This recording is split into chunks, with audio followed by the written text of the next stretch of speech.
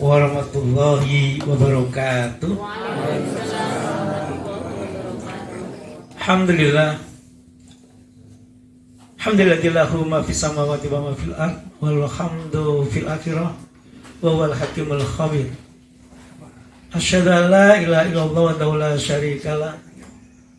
Wa asyhadu anna Muhammadan abduhu wa rasuluhu la nabiyya ba'da ila yaumil akhir. Allahumma shalli wa sallim wa barik ala Muhammad wa ala ali sayyidina Muhammad. Wa qala ta'ala a'udzu billahi minasyaitonir rajim. Ya ayyuhalladzina amanu taqullaha wa kunu ma'as shadiqin. Wa qala Rasulullah sallallahu alaihi wasallam, innallaha thayyib la yaqbalu illa thayyib. Bapak-bapak, ibu-ibu, jamaah pengajian yang dimuliakan Allah, syukur kita pada Allah atas izin dan ridho dari Allah Azza wa Jalla kita bisa berkumpul, bertemu bersama-sama untuk meningkatkan kapasitas pemahaman kita, meningkatkan kapasitas sakofah kita kepada dinul al-haq al-Islam ini. Semoga waktu yang ada ini bisa kita manfaatkan sebaik-baiknya. Sebelum berlanjut, salawat dan salam semoga tetap terlimpahkan, tercurahkan kepada qudwah hasanah kita Rasulullah Muhammad sallallahu alaihi wasallam.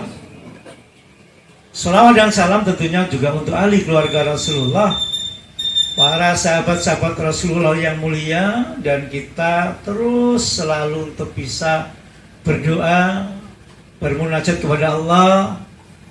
Apapun kondisi kita, siapapun diri kita, apapun jabatan kita, dimanapun posisi kita, mudah-mudahan kita selalu bisa untuk istiqomah dan istiqomah beritiba kepada jalan sunnahnya beliau, dengan harapan istiqomah kepada jalan sunnahnya baginda Rasulullah SAW inilah yang akan menghantarkan kita semuanya untuk mendapatkan syafaatnya di yaumul akhir. Amin. Allahumma amin.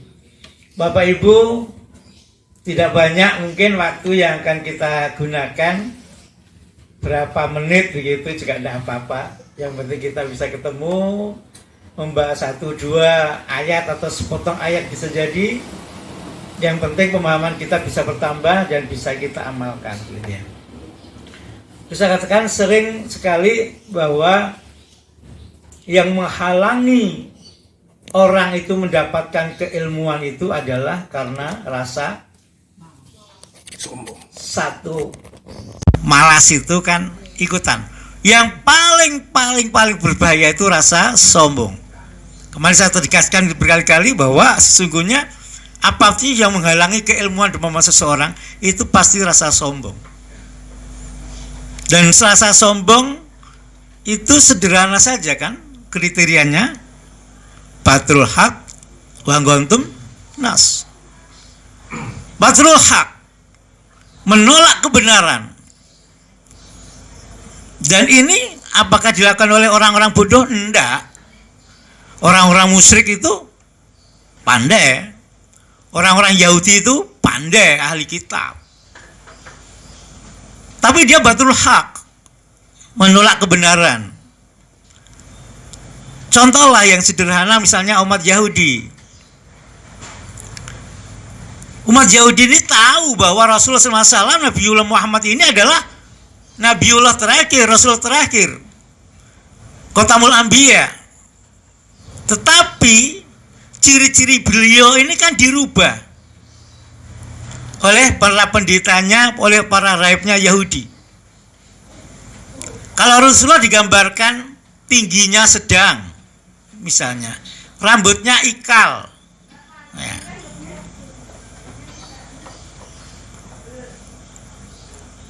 Tetapi di sana dikatakan apa untuk mengubah? Matanya hitam, wajahnya rupawan. Dan memang rata-rata semua Rasul itu wajahnya ganteng. Jadi orang ganteng gak payu jadi Rasul gitu. Jadi memang begitu rata-rata. Coba semuanya dilihat dari sisi sirah, gitu. Nah, oleh Yahudi matanya hitam diganti dengan matanya biru.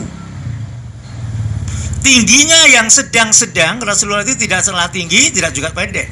Jadi berkumpul dengan orang-orang itu Rasulullah itu enjoy, artinya tidak terlalu tinggi juga tidak terlalu pendek. Beliaunya sangat-sangat pas hidup di sana itu.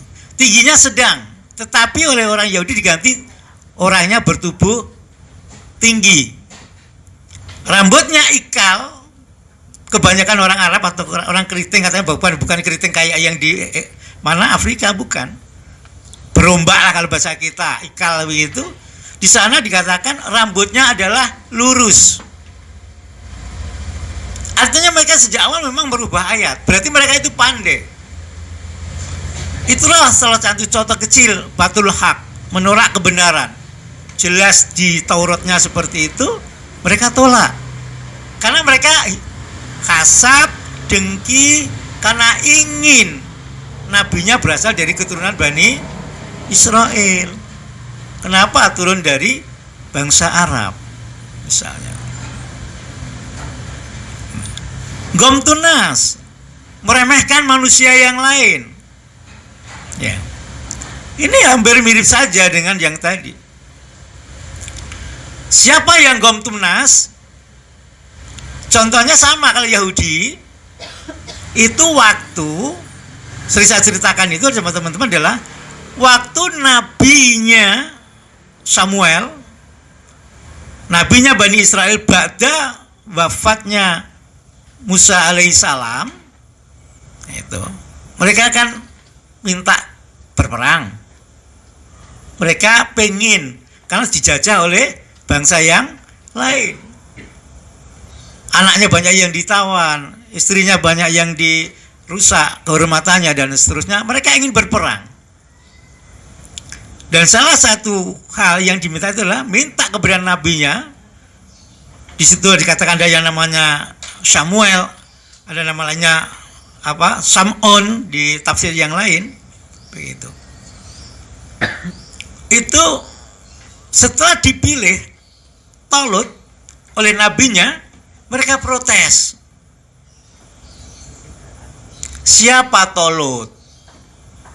Dia cuma tentara biasa. Orangnya tidak kaya.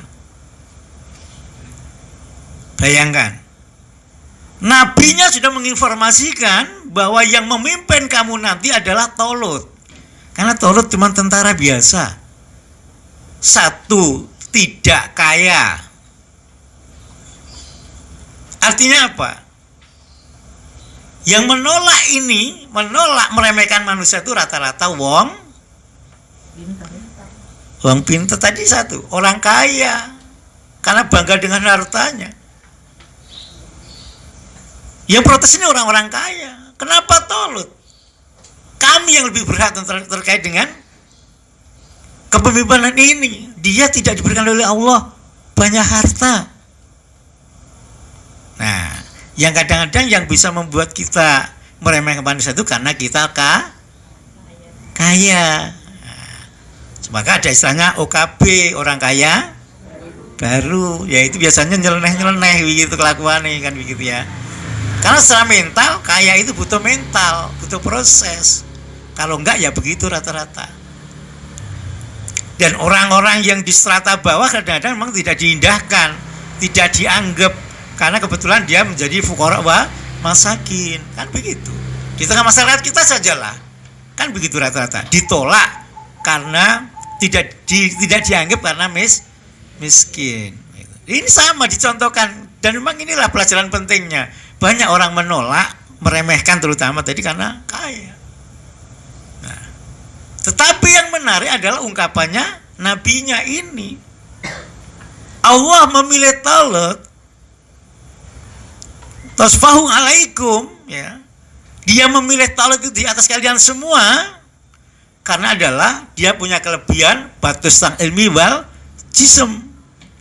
Talut itu paripurna ilmunya, luas ilmunya, dan badannya itu kuat.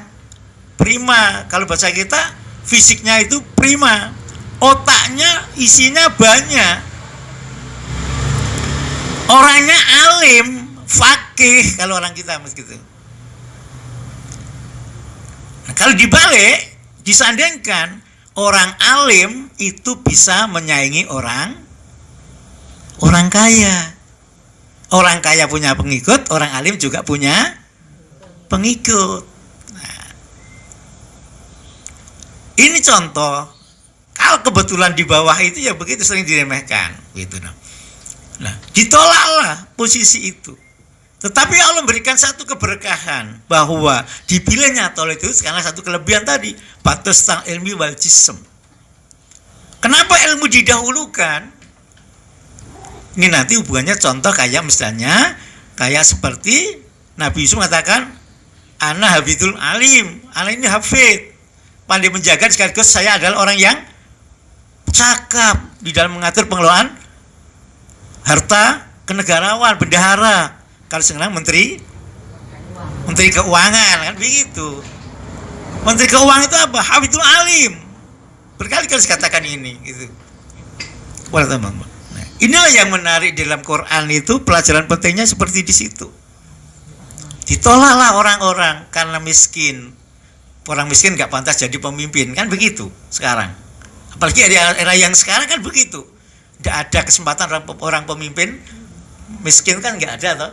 Era sekarang. Tetapi trennya sekarang sudah beda. Sudah mulai banyak orang jadi pemimpin didukung oleh warganya. Kan sudah mulai kembali kepada fitrah, paham dia. Gitu. Nah, inilah sesungguhnya Quran itu sudah begitu banyak mengajarkan kepada kita. Cuman kita ini mau, kalau kemarin saya katakan ta'amul bil Qurannya bagaimana, interaksi dengan Qurannya bagaimana. Semakin kita punya dekat dengan Al-Quran, semakin nyaman diri kita ini, semakin punya pendirian di dalam hidup ini. Itu. Nah, ibu, bapak-bapak, nanti cukupnya gitu ya. Ini kan saya kan menjadi variasi dari Ustadz siapa tadi? Ustadz Sofyan. Biar jenengan nggak jenuh saja itu. Ya. Jadi enak lah saya itu. Jadi timun uku ada ibu gitu enak ya, enak. Materinya sak-sai kan begitu ya. Nah, jadi Bapak Ibu satu ayat coba kita sama-sama kita kulik ya gitu ya. Di surat Ali Imran itu, ya masnya yang hafid Quran kan hafal itu. A'udzubillahi minasyaitan. Innal astafa agama. Ayat berapa? 33 Ali Imrannya. Alhamdulillah. Ini yang dicontohkan itu benar. Ilmu itu seperti binatang buas yang lincah dan harus ditangkap dengan jaring. Jaringnya para alim itu adalah catatan. Nah, ini calon-calon ahli surga ya begini gitu ya. Ini. Kan bukti jenengan catatan kan tintanya biru. Akan menjadi bahan jadi catatan di ngilihinnya. Kitabnya kan nah ini.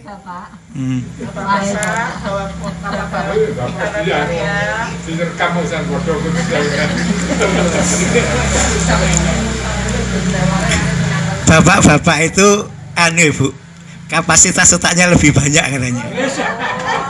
Ayatnya berapa Mas? 33. Ya.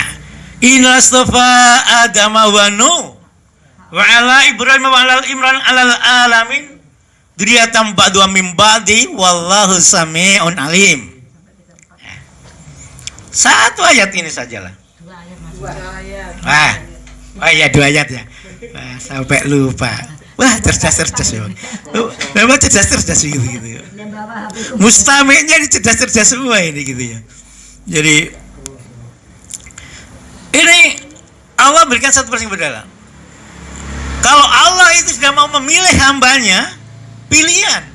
Sama Allah pun menetapkan Quran pada hamba-hamba Allah juga pilihan. Nanti kalau jenengan dipersandi di surat Al-Fatir nanti ya. Misalnya kalau sempat kan begitu ya. Fatir ayat berapa? Coba, in wastafa Adam wa Nuh nanti kalau di Al-Fatir dilihat nanti dulu ya. Ini dulu aja. Sesungguhnya Allah telah memilih Nabi Adam alaihissalam. Kenapa menjadi pilihan awal? Iya, karena beliau langsung dibentuk, diciptakan oleh Allah, ruhnya langsung dari Allah. Pilihan. Manusia pertama yang katakan manusia yang mendapatkan hidayah, yang dicoba menjadi pelajaran penting kita. Ya. Beliau menjadi orang-orang pilihan awal. Karena diciptakan dengan kedua tangannya, dengan istilahnya kan begitu.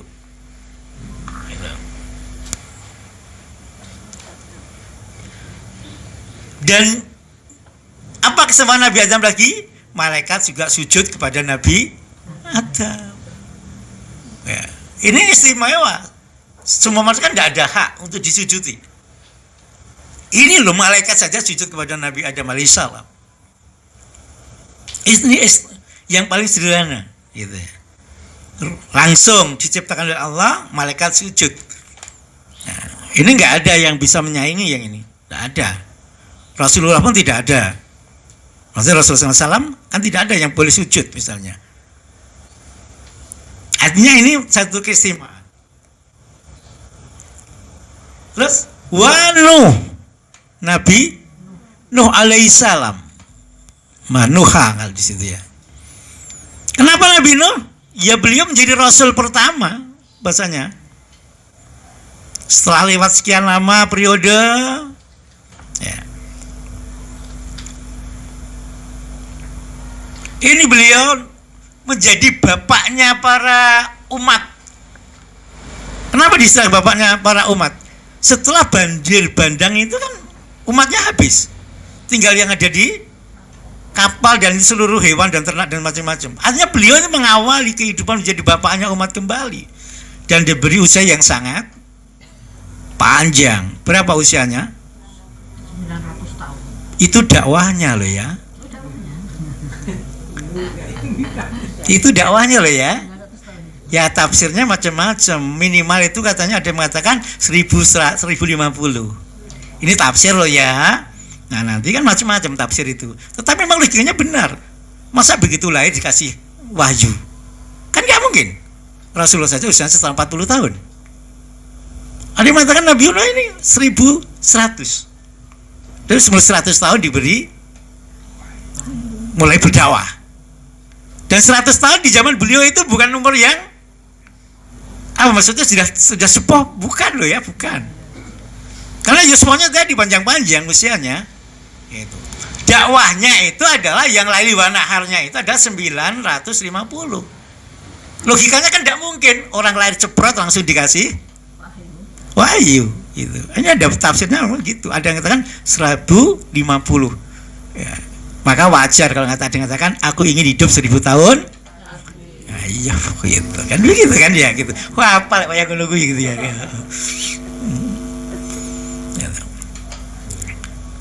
Ini yang menarik. Yang bisa ambil pelajaran sekali lagi Bapak Ibu, walaupun Nabi Nuh secara dohir tidak sukses, istrinya juga tidak ikut, satu anaknya juga tidak ikut, tapi beberapa anaknya yang Sam, Han lainnya ikut.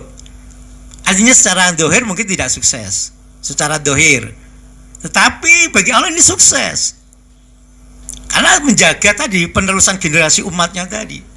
Ini pelajaran penting. Masih bapak kiai, bapak ustadz, kalau anaknya dia amalnya ghairu sholih, beramal bukan sesuatu yang soleh, tidak bertiba kepada contoh bapaknya, ya bukan warganya.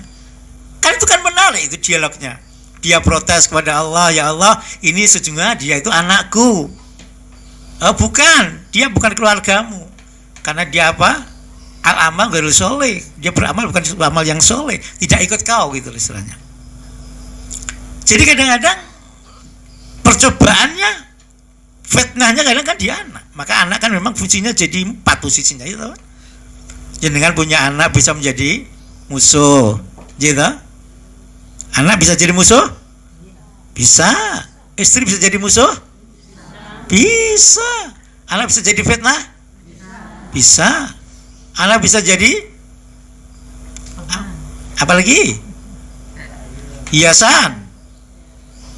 Yang terakhir kurota ayun. posisi anak kan bisa jadi 4 di kita ini. Bisa musuh, bisa fitnah, cobaan, bisa jadi tadi apa? Hiasan, bisa jadi qurrata ayun. Ini yang tertinggi. Nah, bagaimana kita bisa menghandle putra-putri panjenengan semua menjadi qurrata ayun? Gitu. Ini kan pelajaran penting bagi kita semuanya. Kalau hiasan itu kan cukup di dunia, dia bangga, bisa membanggakan orang tuanya, misalnya anaknya ganteng, cantik, kaya, pejabat, sebagainya, tapi nggak mau ndongake kan, gitu. Misalnya contohnya begitu. Ini Nabi Nuh alaihissalam wa ala Ibrahim.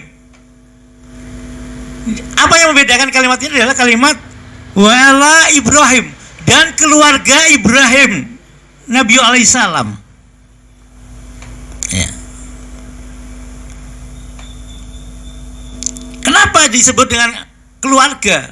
Karena berkali-kali saya katakan, Nabiullah yang paling sukses menghadirkan duriahnya adalah Nabi Ibrahim alaihi salam. Paling sukses ini. Bapaknya nabi, anaknya 2 nabi semua, cucunya nabi, cicitnya nabi. Siapa yang bisa seperti ini?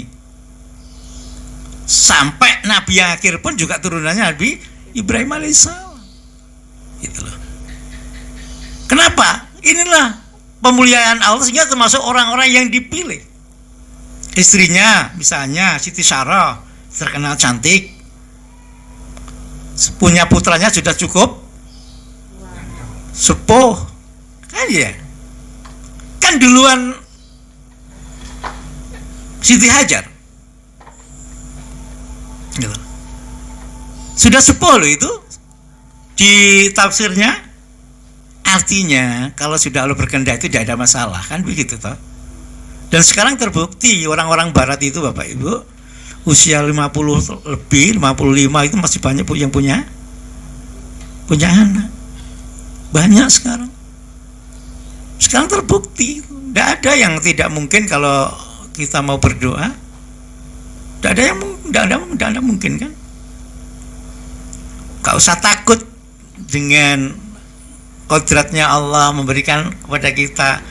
Yang penting kan berdoa dulu. Gitu. Mau tak lewati ayat ini sebenarnya tadi gitu. Ini mau ayat ini apa ayat yang lain gitu ya. Karena ini waktunya ibu-ibu gitu ya.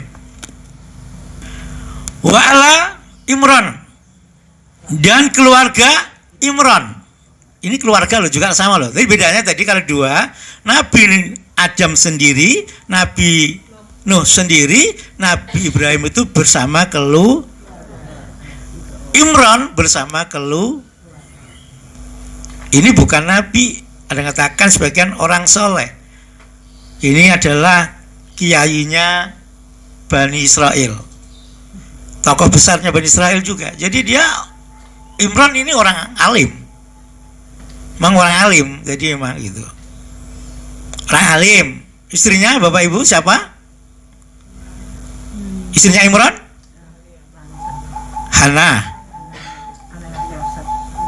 Istrinya itu Hana. Anaknya baru Maryam. Sukses tak keluarganya? Anaknya Maryam? Isa. Ini sukses. Duriah yang sukses lagi. Gitu loh. Waktu Hana mengandung, Imran wafat. Jadi logikanya yatim Bunda Maryam loh ya. Karena memang dia penjaga, pemulia rumah ibadah. Gitu. Jadi nanti cermati sendiri ayat-ayat berikutnya gitu ya. Jadi memang saya cuma ngulik di 2 ayat ini. Nanti di itu. Dan Maryam ini tumbuhnya cepat. Yang menarik Bapak Ibu, yang bisa kita kupas di situ adalah begitu ini kan anak itu sudah dinadarkan. Jadi kebiasaan Bani Israil itu adalah menadarkan anak untuk berkhidmat kepada Baitul Maqdis. Jadi kalau kita itu ya kayak langsung anak itu diserahkan di kayak menjadi pendeta dan seterusnya, dia mengabdi begitulah.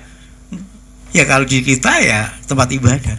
Itu kebiasaan mereka memang begitu. Anak laki-laki yang itu diserahkan langsung untuk dikelola. Yang menarik di cerita ini apa? Karena Bunda Maryam ini keturunannya orang soleh, ini banyak yang ingin mengasuh beliau. Karena oleh ibunya, oleh si Hana kan sudah dinadarkan untuk berkhidmat kepada Baitul Maqdis. Anda sudah diserahkan, ini bukan anakku, ini sudah diserahkan kepada Allah. Jadi nadar itu sudah, sehingga beliau tidak mengasuh, ditawarkanlah kepada para pendeta, para pengasuh semuanya itu. Yang di tafsirnya jumlahnya ada sekitar ada yang 29, 39. Karena mereka semuanya ingin mendidik Maryam, karena ini keturunannya orang soleh. Harapannya kadang-kadang mungkin dapat berkahnya dan seterusnya begitu. Bisa. Sehingga yang pengen mengasuh itu banyak. Si cerita itu akhirnya mereka mengundi siapa yang berhak mengasuh Maryam. Mereka pakai pulpennya masing-masing, kalau kita kolamnya masing-masing. Ya. Yang dipakai untuk siapa nanti yang berhak mengasuh Bunda Maryam. Akhirnya mereka semuanya ke tepi sungai di Yordan sana, dilemparlah masing-masing kolamnya. Kalau kita pulpen jenengan gitu aja ya, dilemparlah. Nanti pulpen siapa, kolam siapa yang tertinggal di situ yang tidak ikut arus air, dia yang berhak untuk mengasuh anak. Qadarullah, sekian banyak ini Nabi Zakaria lah yang terpilih. Kenapa? Ini sekaligus Bapak Ibu, kebetulan Nabi Zakaria ini istrinya adalah saudaranya Hana. Ini menjadi satu dasar syar'i, seorang bule, seorang bude itu lebih berhak ngasuh anaknya saudaranya. Syar'inya begitu. Jadi seorang anak kalau dititipkan idealnya kepada budine atau kepada bulenya. Itu mendekati syar'i malahan. Dan sisi lain, mengundi itu bukan sesuatu yang salah untuk menentukan pilihan biar tidak terjadi diktat. Sama dengan waktu Rasulullah, setiap Rasulullah bepergian kan mengundi istrinya. Siapa yang nanti menemani Rasulullah untuk safar? Boleh. Asal nggak salah, jangan undian yang pakai uang. Apa macam-macam ya. Untuk yang baik ini dicontohkan juga begitu loh. Asal tujuannya itu jelas.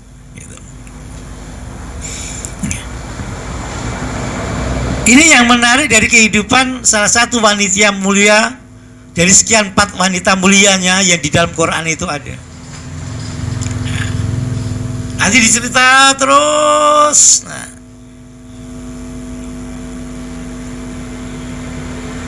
Yang lainnya Bapak Ibu nanti jalan persani bagaimana istrinya Imran itu berdoa.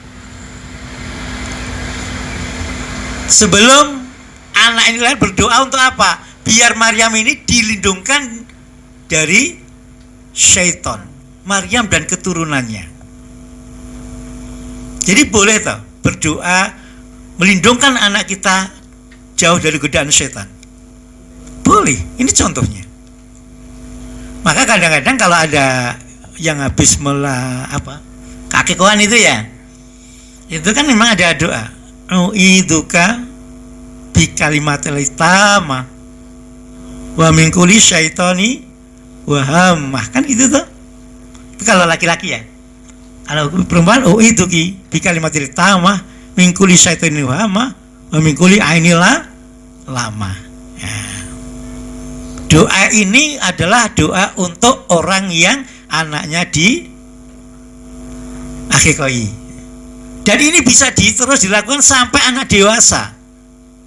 Waktu ibunya memandikan, doain anak, lindungkan anak kita itu kepada Allah. Jadi putra panjenengan ini boleh sampai dia balik didoakan. Kalau mandikan, diusap-usap ubun-ubunnya, didoakan begitu. Biar terlindung. Kita lindungkan dengan apa? Dengan kalimat Allah yang sempurna. Oh, itu kalimatil tamah. Min kulli syaitan, dari seluruh syaitan-syaitan. Gitu. Wa kul hamah. Hamah itu apa? Binatang-binatang yang buas. Jadi boleh kita doakan anak kita, panjenengan semua yang masih produktif itu. Oh ya, ada masih dikasih sama Allah, apalagi yang masih produktif itu ya. Doakan anaknya sambil mandi, Bu, jangan cuma ditimang-timang, gantenge, ayune, anake sopo begitu. Oh, karena ada dhewe lali ya gitu ya. Hah? Diusap-usap begitu ya, Bu. Kalau putri tadi ya. Doakan. Oh, itu kabi kalimatil tamah. Wa min kulli syaitani waham ma. Wa min kulli ainila ma. Ini sudah cukup, Bu. Sampai dewasa dia terjaga dari syaitan, dari binatang buas, dan dari mata-mata yang ain. Dan banyak, kalau menurut sirahnya Rasulullah itu, banyak orang yang meninggal itu karena ain. Mata-mata yang jahat, banyak, Bapak. Banyak. Itu. Banyak orang yang meninggal karena ain. Nah, kita harus jaga anak-anak kita dari sisi itu. Biar dia tumbuh. Kalau anak tidak digoda setan, insya Allah fitrahnya itu terjaga. Gitu loh. Doa itu yang kita lantunkan kalau anak masih kecil. Nah sekarang apalagi sekarang kan enak ya, ada medianya kan banyak. Anak yang kalau ingin hafid Quran, udahlah setiap hari rumahnya itu tasmik Qurannya lewat audio itu selesai. Dan ternyata sudah banyak yang uji coba itu sekarang itu anak-anak sudah bilang teman-teman itu cepet ini tat nyangkep gitu. Ya karena emang hariannya itu loh, rumahnya cuma diisi dengan murotal saja. Gitu. Jadi itu cara menjaga begitu. Gitu. Pilihan-pilihan Allah ini tidak salah. Orang yang dipilih. Nah sekarang tinggal kita semua Bapak Ibu. Apakah kita menjadi orang yang terbaik atau tidak? Ya kembali ke kita sendiri. Kalau anak kita ingin baik, berarti kita harus baik dulu. Ini contohnya tadi, nasabnya kan benar tadi. Imran ini soleh, melahirkan putri yang soleh, punya cucu yang soleh. Ini soleh kan, Jing? Tapi yang menarik itu Bapak, ada banyak yang di luar naral. Kalau panjenengan nanti bersani di ayat berikutnya, bagaimana Bunda Maryam ini tidak kemana-mana, tapi selalu ada makanan segar, buah segarnya ini. Kalau musim dingin ada buah musim panas, kalau musim panas ada buah musim. Subhanallah. Allah kalau memberikan rezeki pada hambanya, bighairi hisab, kan jelas. Wa min indillah. Ini dari sisi Allah. Inilah kagumnya Nabi Zakaria. Ini loh tidak kemana-mana, hanya sibuk beribadah. Kan maknanya ini ibadah terus ini, terjaga terus sampai dewasa. Dan pertumbuhannya memang ini di dalam tafsirnya, pertumbuhan fisiknya Bunda Maryam ini spektakuler, sangat cepat, sangat cepat. Ya sudah kehendaknya Allah, sesuai dengan kodratnya Allah, tidak ada masalah. Bayangkan ini, ahli ibadah kalau dapat rezeki itu wajar. Yang diambil ini apa di pelajaran pentingnya, ahli ibadah betul-betul pasrah sama Allah, tawakal Allah. Dan itu memang benar kalau disandingkan dengan hadisnya Rasulullah. Kalau kita sudah memiliki jiwa seperti burung, rezeki kita dijamin oleh Allah. Cuma sekarang itu susah. Kita ini pasrah kayak burung. Mentalnya kayak mental burung. Kita terlalu berlogika, terlalu bernalar di dalam urusan rezeki. Padahal yang dijamin Allah rezekinya itu nyaman itu adalah kalau sudah punya mental kayak seperti burung. Pagi lapar, keluar sarang, pulang kenyang. Dan sekarang kita kan terlalu berlogika. Gitu. Yang membuat kita kadang-kadang susah gitu ya. Hitungannya jelimet, ternyata apa Pak? Jadi ini yang menarik. Kenapa Islam itu, Quran itu benar? Kita semua bisa diambil pelajarannya di sisi itu. Ya nanti bersani ya, bagaimana doanya itu, terus bagaimana Bunda Maryam ini tak dapat rezeki tanpa harus kemana-mana.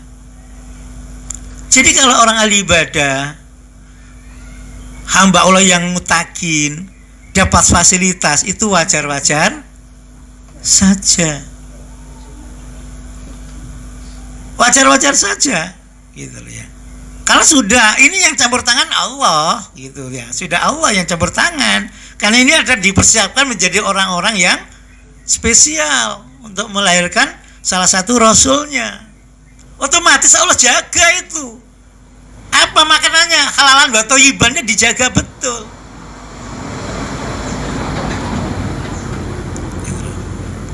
Jadi kalau kita ingin mempersiapkan anak-anak kita menjadi orang-orang baik, ya sama berarti yang kita jaga dari sisi asupan gizinya juga sama kan? Gitu. Kalau ibrah yang bisa kita ambil kan di sisi itu. Gitu loh. Ayo tadi kalau sudah urusan rezeki Bapak Ibu, ambillah satu ayat ini saja. Innallaha yarzuqu may yasha'u bighairi hisab. Allah turun tangan kalau sudah begini, kalau menjadi hambanya Allah yang mutakin.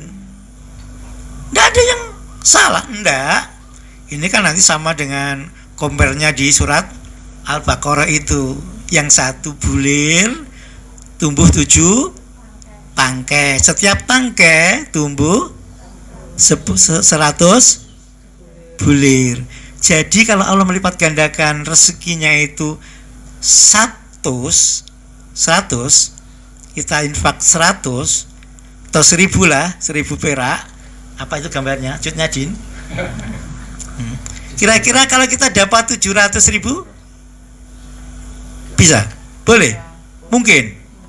Sangat mungkin. Kalau kita infak 5.000 dapat 3,5 juta bisnisnya mungkin? Sangat mungkin kan? Nah itu untuk fisabilillah loh ya. Konteks ayatnya untuk fisabilillah. Wa anfikunya mimma razaqnakum fisabilillah. Gitu. Jadi kadang-kadang keyakinan ini yang hilang di kita sekarang. Kita terlalu berlogika untuk urusan rezeki, kita terlalu berlogika untuk urusan pahala dengan Allah. Hitung-hitungan ini jelimet apa desa ini gini, kayak Cina cereki gitu. Allah itu yang punya segalanya, untuk apa? Jadi kadang-kadang sudah menggunakan yang ini itu enak gitu, enak gitu. Sampai jam berapa ya? Biasanya Bu? Jam 5? Oke. 5 kurang 5. Oke. Kenapa saya lompati? Ya nanti maksudnya kan kenapa? Ini cara kita biar jenengan itu sinau sing tengah-tengahi begitu. Saya memang begitu pengennya, nggak pengen dibahas itu runtut gitu, kepenaan jenengan. Iya, begitu caranya. Biar apa jenengan mau kita kan penasaran. Nah, ngulik lagi lah ayat begitu. Gitu. Dan memang Bapak Ibu ternyata setelah kita ngulik itu, kita padukan beberapa, misalnya satu ayat, terus kita buka beberapa tafsirnya itu enak. Ketemunya itu enak, saling melengkapi ternyata begitu. Dan enak gitu loh.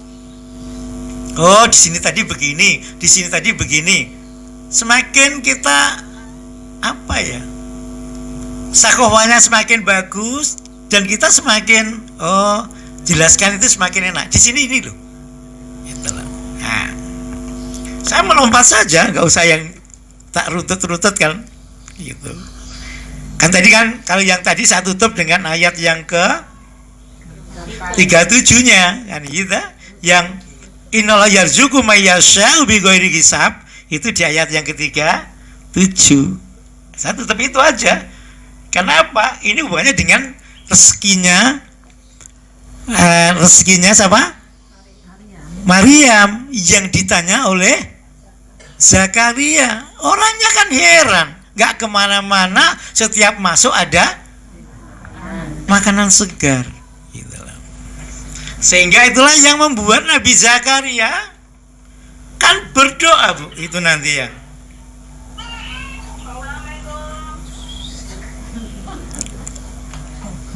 Saya melompat jauh sekali, ibu-ibu. Ya. Saya melompatnya ke 38. Jauh kan nanti biar bingung. Oh, 38. Hunalika Zakaria Rabbah qala rabbi habli min ladunka dzurriatan thayyibah innaka sami'ud doa. Ibu, ini logika yang betul-betul sudah tidak nyambung dari sisi medis. Dan ayat inilah sesungguhnya yang harusnya memotivasi Bapak Ibu yang sudah nikah lama, belum dipasih keturunan. Doa itu ada 2 loh ya. Yang Rabbi habli minas solihin, yang di surat As-Saffat itu doanya Nabi Ibrahim, yang ini doanya Nabi Zakaria. Ada 2 doa yang bisa kita lantunkan kalau ingin kita tambah punya tambahan itu. Belum nanti doanya Nabi Nuh kalau ingin tambah anak dan harta. Ada 3 nanti. Hunalika Zakaria Rabbah. Coba jangan bayangkan ketika Nabi Zakaria setelah melihat begitu berkahnya dan kehebatan yang Allah tontohkan dengan kuasanya, bagaimana beliau memberikan rezeki, memberikan karomah kepada Bunda Maryam, beliau ini tergetik hatinya. Karena kebetulan Nabi Zakaria ini sudah sepuh, keluarganya sudah habis. Tinggal beliau sama istrinya, ini keturunan Bani Israel yang sudah cukup lama. Beliau ini sudah usia berapa Bapak Ibu berdoa begini? 90. Bukan. Yang Zakaria kan? Yang Zakaria itu di tafsirnya itu 120. Yang istrinya adalah 98, 90-an. Secara logika masuk akal? Punya anak? Tidak, sudah tidak datang tamu. Ini. Tapi sekali lagi inilah Allah tunjukkan kuasanya betul. Medis itu kan manusia.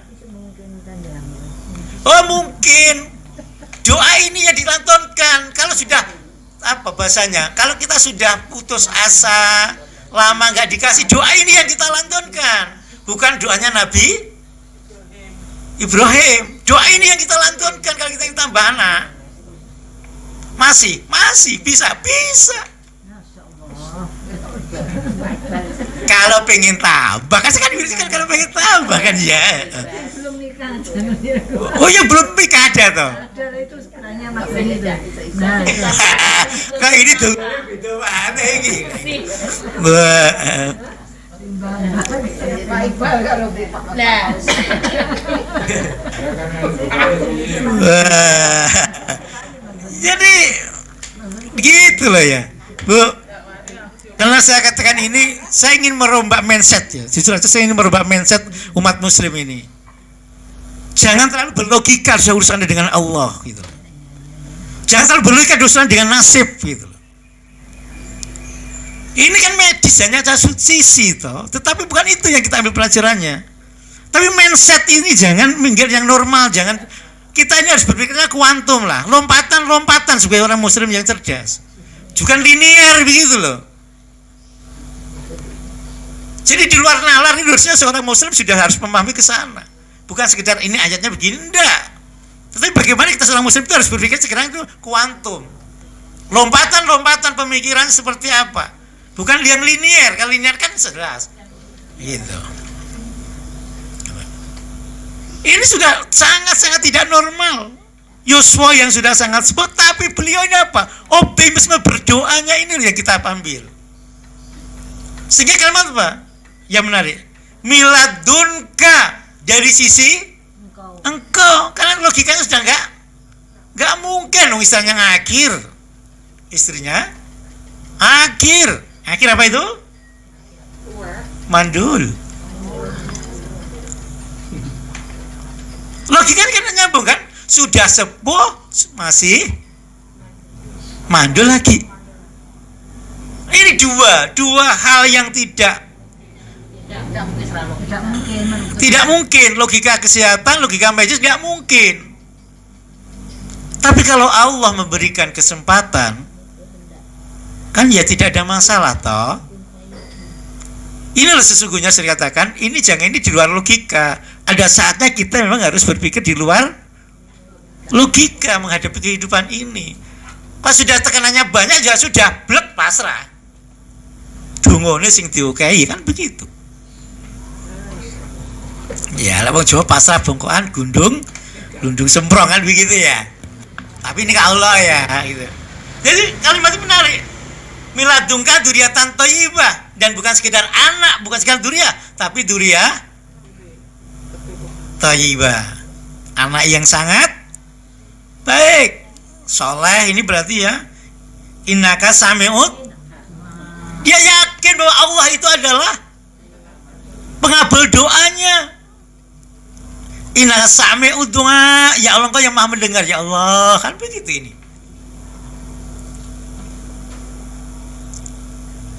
Menarik. Kenapa? Ya tadi Allah kasih kesempatan. Dan nanti bedanya, ini kan saking giranya kan bingung minta tanda toh. Nabi Zakaria minta tanda toh. Suruh beri tanda. Beliau nggak bisa berkalam, bercakap. Tapi nanti yang menarik, nanti disuruh tetap harus sholat dan bertasbih. Tafsirnya begitu.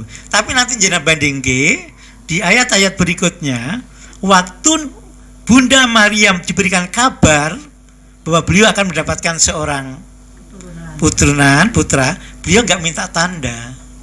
Heran tapi tidak minta tanda.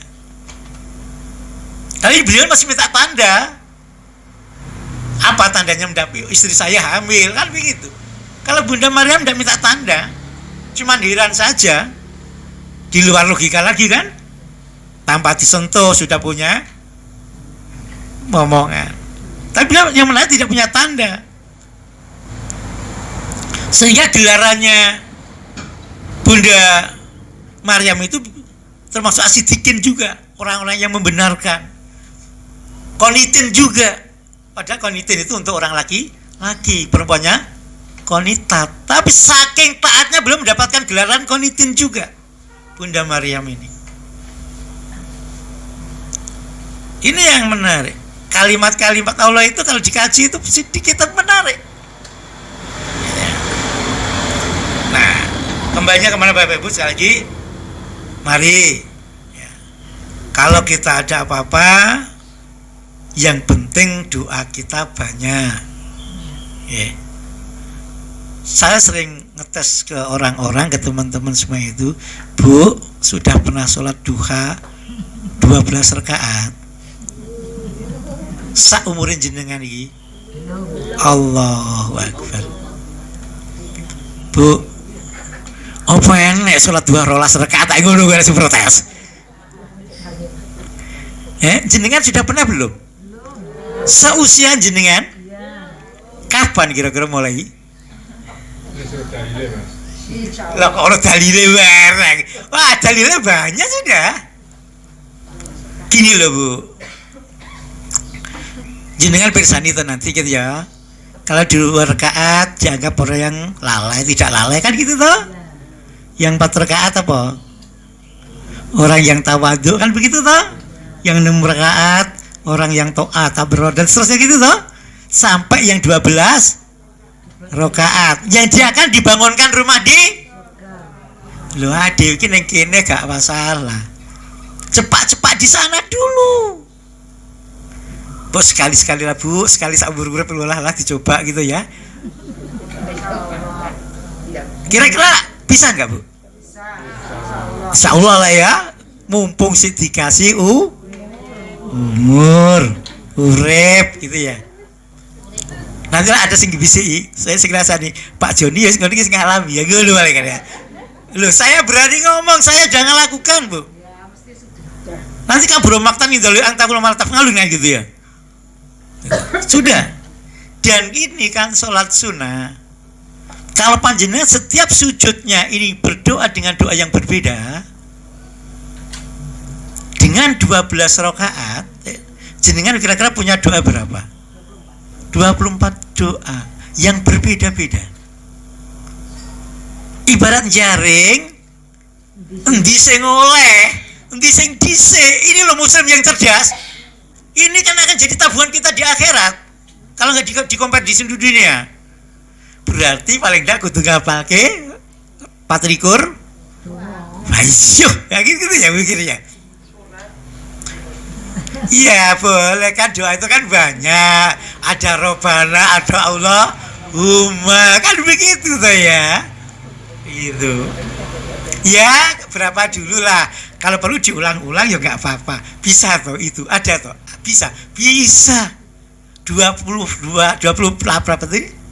4 doa ya, ada tuh nanti. Bisa jenengan nanti pelan-pelan begitu baca wirid dan zikirnya Rasulullah lah, ketemu nanti. Oh, rakaat ini saya baca doa untuk ini. Rakaat kedua nanti doanya kan sekali rakaat kan 2 sujud toh? Ya, sujudnya pertama beda doanya. Sujud kedua beda setelah baca subhan tasbih tadi loh nggih. Nikmat loh itu nanti doanya beda-beda. Kalau itu bisa dijalankan aja sekali seumur hidup, mudah-mudahan itu jalangannya awake dhewe begitu loh. Gitu loh. Apalagi lebih dari sekali insyaallah lah gitu ya. Bisa toh insyaallah. Bisa, ibu-ibu ini kan ibu-ibu cerdas toh, calon ahli swarga toh. Dan kita jenengan sudah biasa taklim kan? Jaminan kan jelas. Sahalallahu tarikan ilal jannah. Jenengan kan jadi mudahkan di masuk surga. Lah engko karek ngarep-ngarep omahe wis di bangun dengan cara sholat. Lah ngono toh. Taklim ini dipakai untuk caranya menuju surga, engko ngarep-ngarep rumah di dengan ditembus dengan sholat. Lah ngono toh. Kita udah 12 wabot gitu ya. Kalau guyu kita wabot gitu loh ya.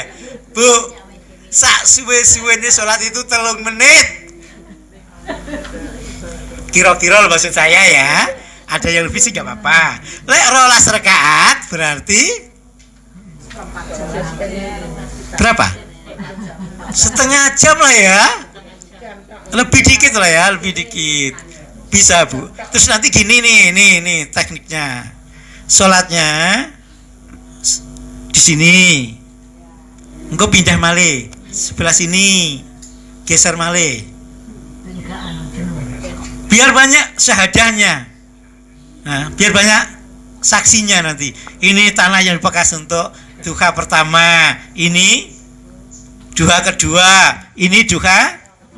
Nah gitu. Lah kok lek musala cilik wak maju mundur. Ini ya. Gitu loh bisa. Oh, apa lah muslim yang cerdas kan bisa mensiasati lah. Misalnya musolanya 3 meter kali 2 meter. Bisa disiasati?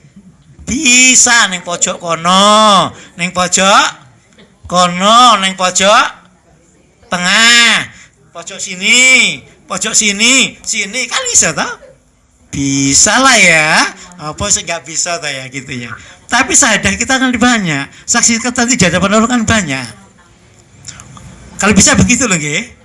Oke, 4:30 lah. Oh, cukup jam 5 loh, nggih. Cukup ya. Amin. Sing penting ilmunya manfaat, berkah dunya dumugi akhirat. Allahumma amin. Mana ta? Cukup ta? Insyaallah.